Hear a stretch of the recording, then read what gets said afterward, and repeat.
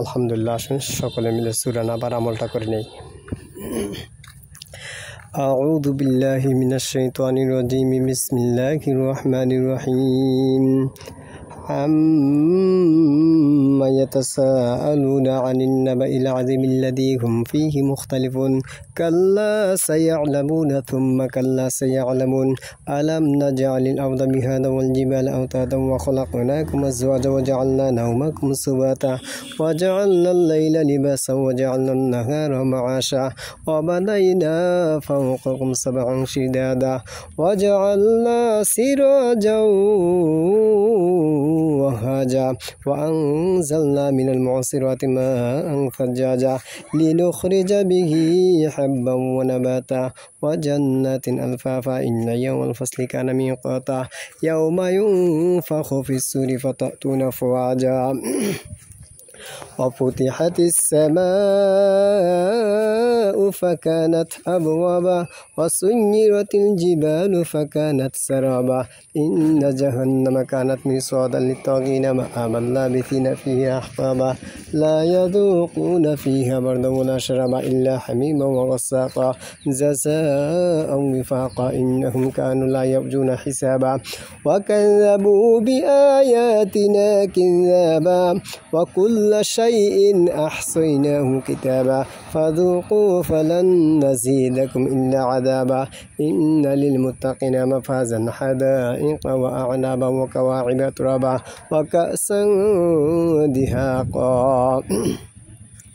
لا يسمعون فيها لغوا ولا كذابا جزاء من ربك عطاء حسابا رب السماوات والأرض وما بينهما الرحمن لا يملكون منه خطابا يوم يقوم الروح والملائكة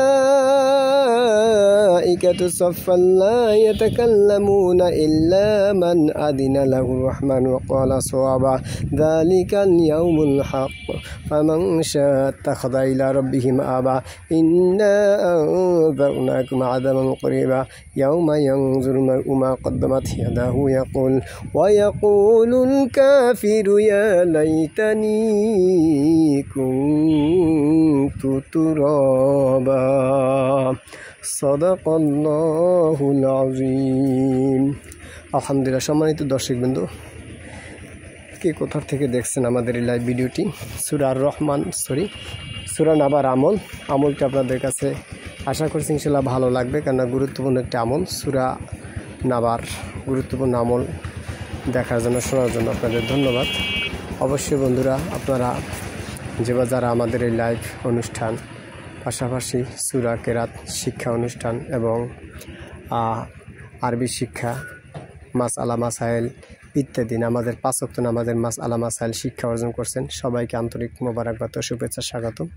ধন্যবাদ আপনারা যে সাথে নিয়মিতভাবে আছেন। আসলে আমি অধম যতটুকু লেখাপড়া করেছি তার মধ্য থেকে যতটুকু ইলম কালাম আছে সর্বোচ্চ দেওয়ার চেষ্টা করতেছি আলহামদুলিল্লাহ। বাকি ইনশাআল্লাহ আমার কারণে যদি কোনো ব্যক্তি কষ্ট পেয়ে থাকেন, ক্ষমা সুন্দর দৃষ্টিতে দেখতেই থাকবেন, কেননা মানুষ বলতে ভুল ত্রুটি হয়, আর এক পর্যায়ে দেখা গেছে একদিনকে দুনিয়া ছেড়ে চলে যেতে হবে। সুতরাং ক্ষমা চেয়ে নিয়ে বেঁচে থাকতে চাই। হঠাৎ করে যদি চলে যাই তাহলে তো আর ক্ষমা চাইতেও পারবো না, আর আপনারাও ক্ষমা করতে পারবেন না, এটাই স্বাভাবিক। যদি কোনো ঋণ থেকে বসি তাহলে অবশ্যই যদি কেউ আমার কাছে টাকা পয়সা পান বা কোনোভাবেই আর্থিক, তাহলে অবশ্যই যোগাযোগ করবেন, নিয়ে নেবেন। আর বাকি আমার যতটুকু সম্পত্তি আছে প্রয়োজন বোধে পর্যাপ্ত না, যতটুকু না হলে নয় ততটুকু আমার আছে। তো আমার মধ্য থেকে যেটুকু আপনারা পাবেন ওখান থেকে ক্রয় বিক্রয় করে হলেও নিয়ে দেবেন। আমি কোনো ঋণ নেই, তারপরও বলা তো যাবে না, অগোচরে কম বেশি থাকতেই পারি, যা আমার স্মরণ নেই, এটাই স্বাভাবিক।